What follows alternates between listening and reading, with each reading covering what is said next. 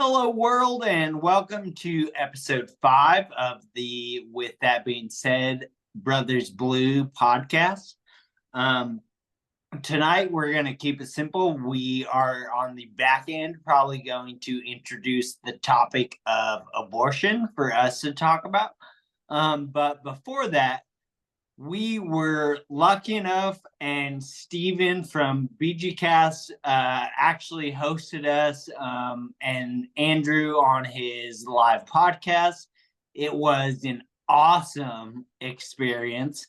And that's pretty much what we're going to talk about tonight, is like our recap of that experience. I actually did a full-on time analysis with like serious math being done. And Kyle watched it while taking thorough notes. And so we're going to kind of mix those two things together. And so with that being said, that's Brother Kyle. And that is Brother Cody.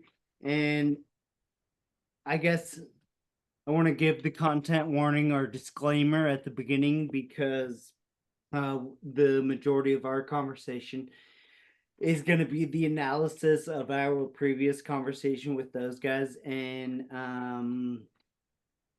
I don't think it's necessarily negative, but there might be some aspects of it that come off that way.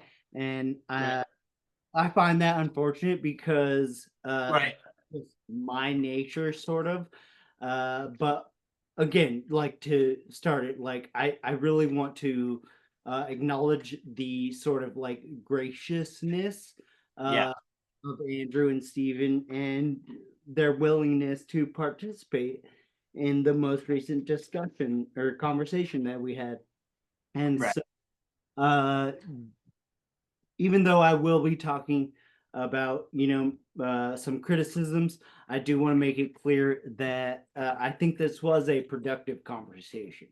Yes, I also think it was. And not only that, I think it will foster future communication, which is something that like I actually have been wanting to send out an email to all of the parties involved and be like, hey, further communication and little emails here and there are the things that are going to keep us uh, or ensure future collaboration. So, like you and Andrew sending those follow up emails, I think is very, very important.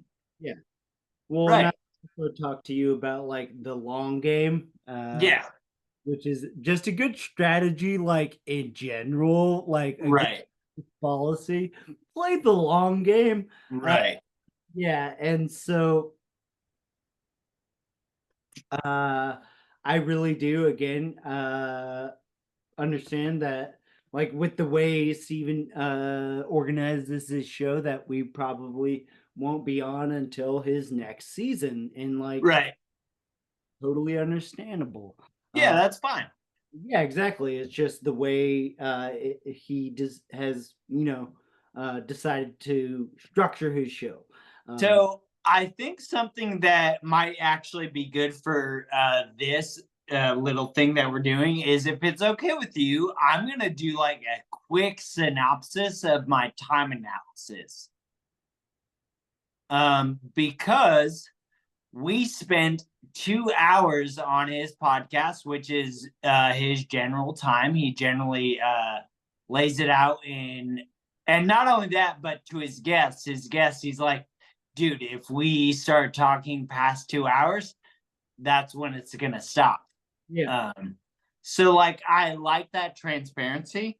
And my time analysis, I think something very important to understand is that Steven and his talking time is very is not really analyzed in my uh homework. Um Watching it, I did notice that he spoke a lot, but like yeah, but not. also there's intro stuff, there's outro stuff, and he reads a lot. So like I didn't count Andrew's time. Don't be Um overly verbose. Steven. Sorry, I didn't count Steven's time. I counted Andrew's time. But I just, again, I think and this is something that a general thing that I kind of wanted to close with, but like a theme that runs throughout is yours and his moderation throughout the entire thing, because again, it's like I don't want to get facetious here, but I do kind of feel like me and Andrew are more volatile individuals. Yeah, To right. be hyperbolic than you and Steven. Yeah. And I think that went a long way. Thank you for bringing that up, because that is a significant amount of time in the end that I do not count towards Andrew's speaking time. And so that's the thing, is like we get to a point where it's very obviously like the end of the conversation. And so that's where I stopped essentially recording the time of me, you, and Andrew. So basically I just want to say it. And guys, like I sat down and did the math and did all of it. So like if you want to argue it, and that's fine, but do the same thing. Do the exact same research and tell me I'm wrong. Tell me I'm wrong with specific numbers, because Andrew spoke for 17 minutes and 30 seconds. Kyle spoke for 12 minutes and 35 seconds. And I spoke for 10 minutes and 45 seconds. So I spoke about 7 minutes less than Andrew, about 2 minutes less than you, and less than anyone on the podcast. That's not me trying to like pander to myself. That's the numbers. The numbers say that. That's all there is to it. I have to put, why are you bringing it up then? For strict time analysis. Okay. Yeah, because that is what you did. And thank you. Yeah. It's like you explaining the legislative process over and over and over again. Get back on that. But because again, like I took notes in a completely different way. I timestamped all of my notes, but it's not a time analysis the way you did it. Correct. So I'm going to start on mine. The first note is like 7 minutes in because of what you said. There's a lot of like intro and all that stuff. It's great because this is kind of like goes into what we were talking about, is like I wants to keep it positive. And so like one of the first notes I make is about how Andrew started making content, or he cites you as a primary reason for making content. And again, that could actually like most things be looked at both ways, like doing it to spite you.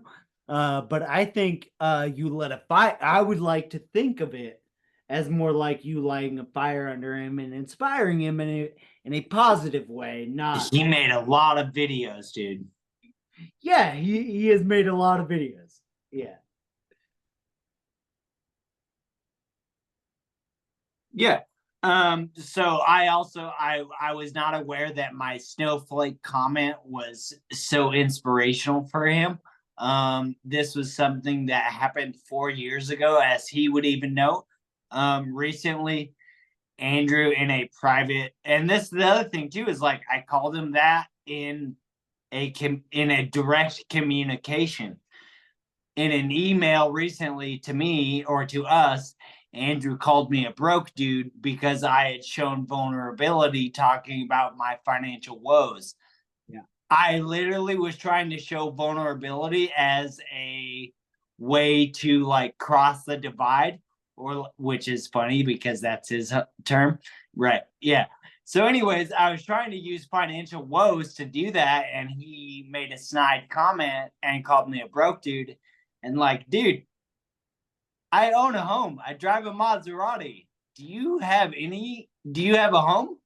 I borrowed money. Do you have a car? Borrowed money from you last week. You don't borrow money from broke people. Yeah. My checking account currently has $8,000 in it. Yeah. Whatever. Don't dox yourself like that. Maybe not. I don't. Yeah, you probably don't care. I don't care. Whatever. No, because when we talked and when I said it, my checking account was negative 200. Yeah. Because my $560 Maserati payment came out and I didn't think it was going to. I literally, that's why I had to borrow money from you last week. I told you this. One of my Same. stupid auto payments went through and like I didn't factor it into my budget. I guess I could have, but again, it's the fucking yeah. It's capitalism. This is all fucking capitalism. Yeah. Late stage capitalism. Sorry. So to argue that any of this is like communism would just be fucking insane. Well, yeah. We already talked like, and this is a fuller conversation we should have later.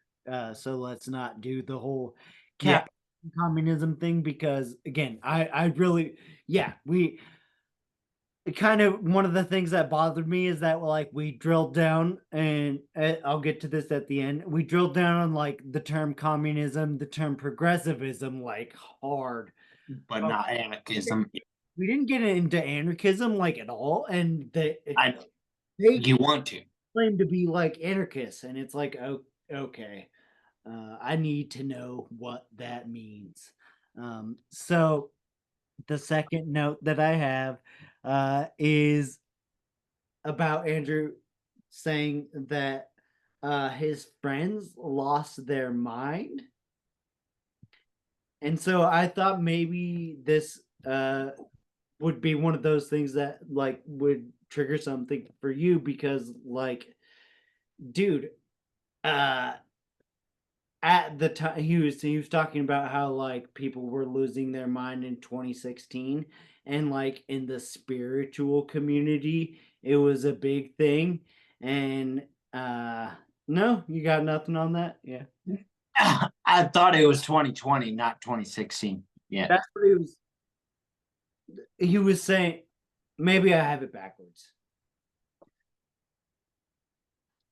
I think that note, yeah, I think you were hoping that it, but yeah, basically the only resignation that I would say is I think he thinks we are the people that have lost their minds. And so like I don't think he would consider us friends, but the people he's talking about are people who, yeah, like later, like listen to Fauci and science and shit like that. Yeah. And brings me back to the friendship video that you made a long time ago. I don't have a whole lot of friends, but to be honest, I bet he doesn't either. So let's not get into that.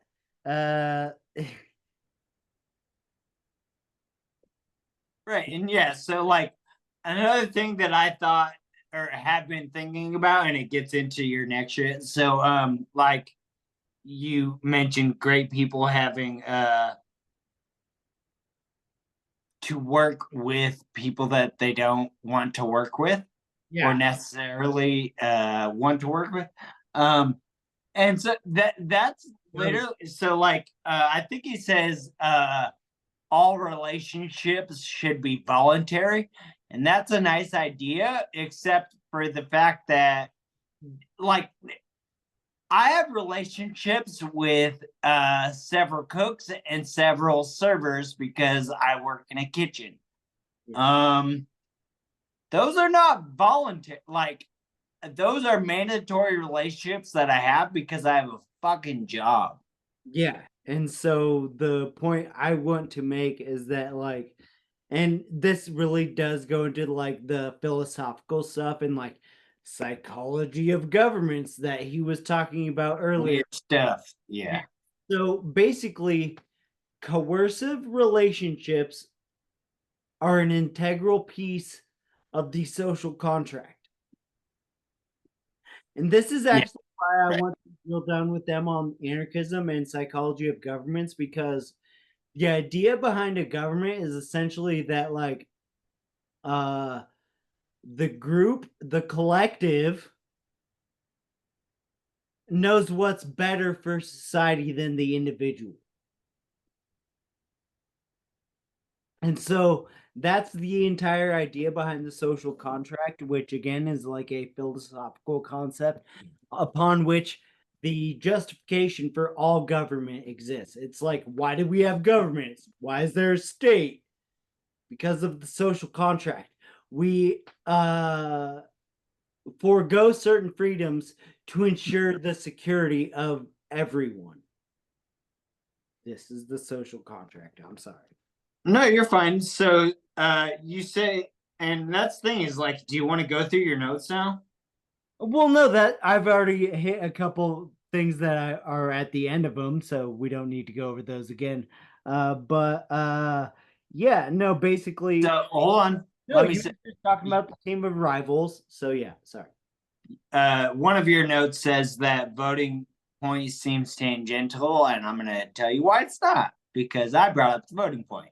Exactly.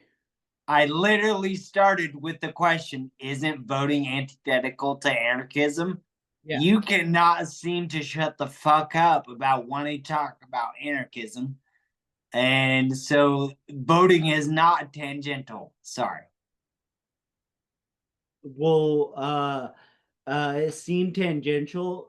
Not The question afterwards, maybe. it seemed weirdly or mistargeted. There we go. Because you were asking Andrew about voting, and I'm sorry, pretty sure we all know that he doesn't vote. Oh, I don't know if he does or not. That's why I asked the question. And so Because he doesn't vote. I didn't really research it, but I'm pretty sure the answer to my question is that even in states with primary mail-in voting, they have polls on election day. Yeah, they have Yeah. usually the whole week prior. There are polling stations here. Like I can go to one tomorrow. Well, I'm going to go on November 5th or whatever. I'm going on voting day. So. Yeah.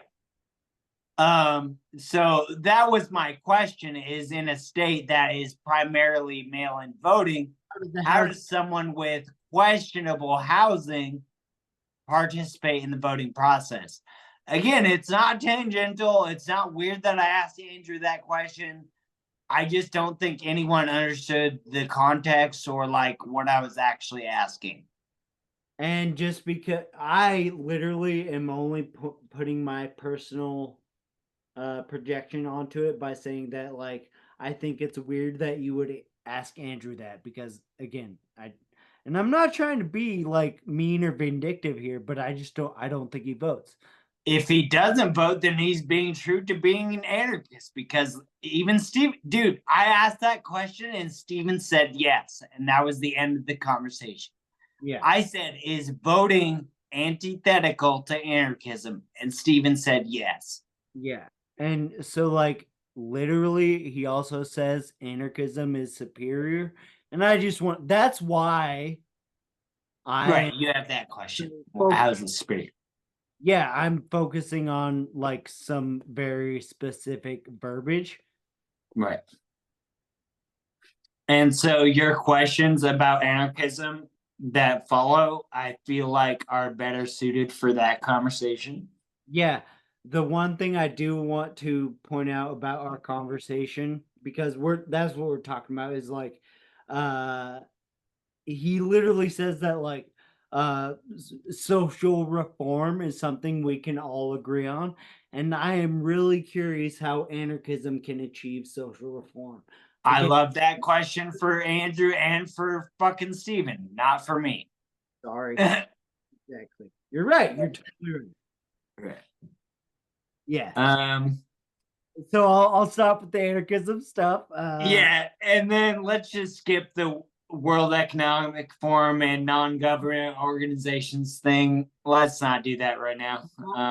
That can be a part of the capitalism conversation, right? Sorry.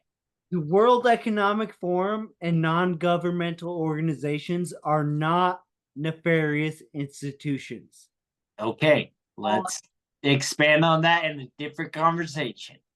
I will. I agree. You're not wrong. I'm not arguing with you. Yeah. But I actually really do like your next point is like, dude, hardcore nationalism is something that just pops up everywhere all the time. Yeah, so the examples I bring up in my notes are Hungary, Venezuela, Brazil, and Albania. Albania. Oh God, they literally had a civil war. Like the Ethnic white people. Nagorno, yeah, ethnic. They're not Serbs, but they are. It's this. Albania. They're white. Sorry. Albania is closer to Serbia than like Arizona is to Texas. Like, Don't Serbia and Albania share a border? they might. No, I think they do. I don't think they. I don't think they do. Albania is small. Okay, you might be right. Yeah. So, You're anyways, probably right. getting back to the nationalism thing is it just kind of bothers me because like I didn't push back, like we didn't push back on this at all, and again, obviously hardcore nationalism exists in place other than the United States and Israel. Right. Just his excuse was, or like I don't know, justification was that like all of the countries that I might have mentioned, Hungary or whatnot, are falling in line with the global economic order, the WEF, and all that. And it's just like, okay, you can do that and still be. Do you think Right. do you think we're not, and Israel is not part of that? Yeah, these are things that like it's so funny because and again, Steven, if you're watching, thank you for having us, and I would love to be on there again. I hate shit. What was that? Oh yeah, binary thinking. Steven talks about how very, very few things are binary, and they think of a lot of things in binary. Yeah. Specifically gender, which I didn't get to talk about inside in your notes. But anyways, nationalism and whatever else thing you were talking about are not binary. They can exist at the same time. Yeah.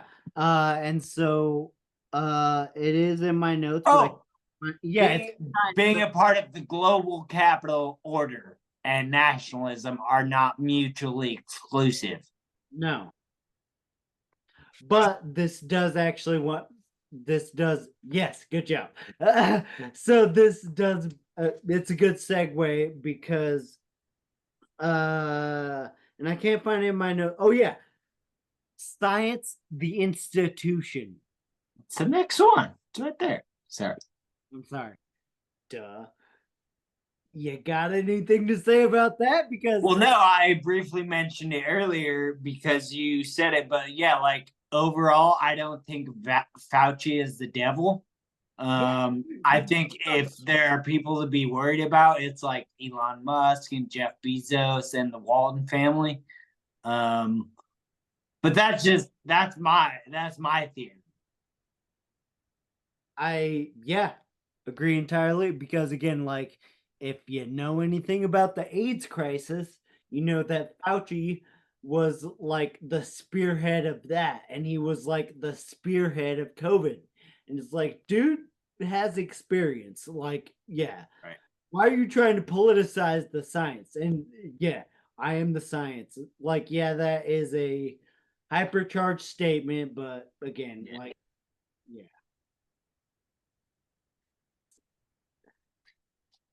So smart cities is definitely something I almost started researching them today.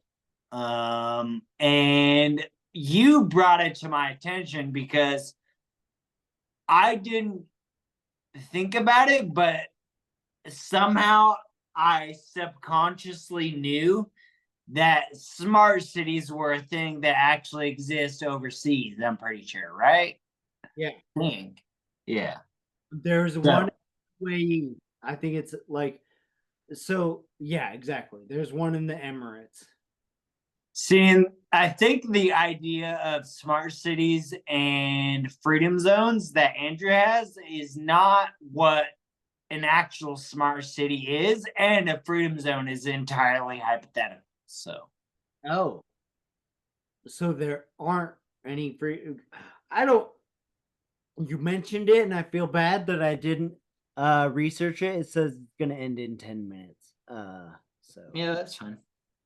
10 minutes. That's good. We're almost done. Yeah, exactly. So I feel bad that I didn't research it, but because like I know what cop cities are, I know what smart cities are. Freedom zones are something I'm novel to. Hypothetical. Oh, okay. Has the balkanization of the United States happened? Well, yeah, I get it. It's Hold so on. I no, said those are two hypothetical things that are fun ideas that should be talked about and researched. can Yeah. you your simplified definition of a freedom zone? The opposite of a smart city. Uh, okay. That's Exactly. yeah, it's confusing. I'm pretty sure that's what Andrew would say. But again, I don't know. And so I hate to say this, but No. I would imagine some sort of esoteric explanation of a place that, again, does not exist. Oh, so it's like a good thing. It's the good thing that is the opposite, but doesn't really exist. Oh, Andrew's definitely on board of thinking smart cities are the bad places like San Francisco and Seattle. And That's the it's that, yeah. So, also, what's really funny because I know a lot about like local economic, like, dude, California is so ready to be its own nation, like last 10 times before any other region. Even if a region was like, hey, New York State, New Jersey, and Pennsylvania, we're going to become this. listen to what Sorry, you don't have half of what California has. The Alaska. agricultural output and then everything else is just crazy. Sorry. Alaska. Alaska should be its own country and Could be. has really weird crime rates. You just talked about how California could be its own country. Yeah. That's literally the only point I'm trying to make about Alaska, and it would Yeah, be it could. as successful, if not more, than California if it seceded. That's all. Alaska, Like sorry. California is not anomalous in this situation. Alaska has really weird violent crime rates.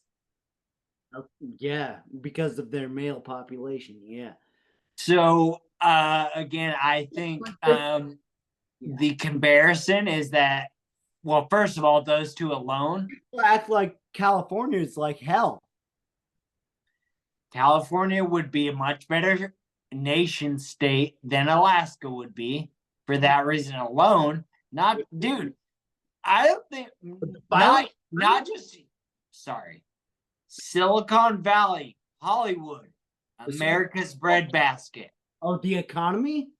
Like, what are you saying? You said one reason why California would be a better nation state than Alaska, the economy? No. Just Hold on. the natural resources in Alaska are fucking ridiculously untapped. We need to have this conversation off camera. Yeah. Well, in just more detail. Like, I don't, yeah, care about not. Dude, that's the thing. I think something like 40% of the agricultural output of the United States comes from California. Okay. Agricultural output. I am almost certain that the majority of coal, natural gas, like all gas and like all that stuff comes from Alaska. Like, yeah, they're California is number one in something. Alaska is not number one in like energy projection, I would say probably. So probably Texas. Um, It's up and we should have this conversation again yeah. because we're probably gonna need to end it soon. So it's probably Texas for energy. And then the other thing, that's what I'm saying is like you realize Hollywood is a fucking $1 billion industry, and then Silicon Valley also is in California. Dude, you realize Silicon Valley is and that thing is like energy is probably right there with agriculture, but I would bet that Silicon Valley and the tech industry is bigger It than was energy. suggestion to have this conversation at a later time, so please. Yeah. Sorry. No, you're good. That's my thing is you have weird notes after that. So like one of them just says good vibes. Fuck am I supposed to do with that? Yeah, exactly. No, I don't. Yeah, really, the only other like note that I think maybe we could expand on, because again, we're pressing on, is the yeah, and it does like this is goes into the good vibes thing is like we start to like agree on a lot of things. And the one of the biggest agreements that we have is that like Yeah. achieving alternative routes for medicine through legislation, Yeah. acknowledging that that is what has to happen.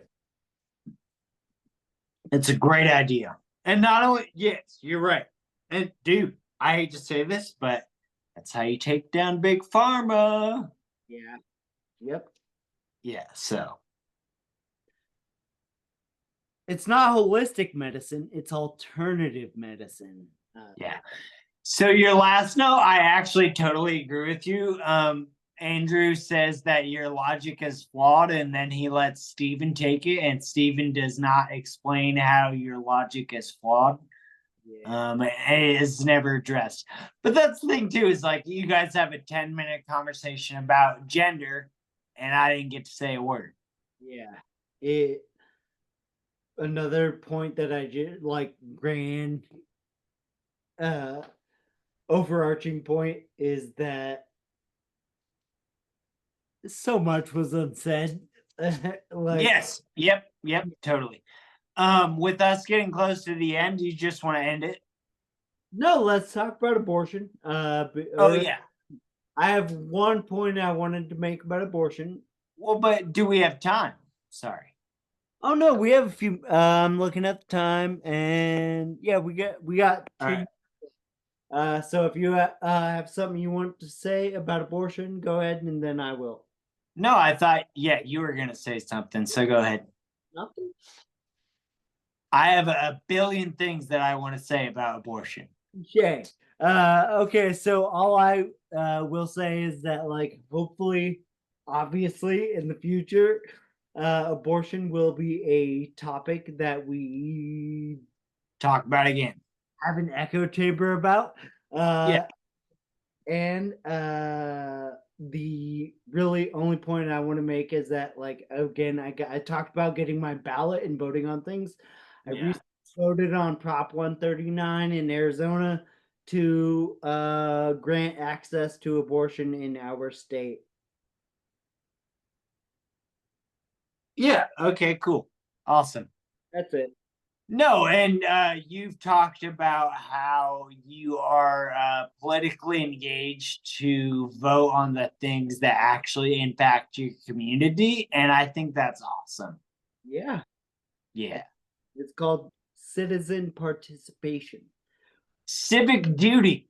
Civic duty. Yeah, exactly. Vote.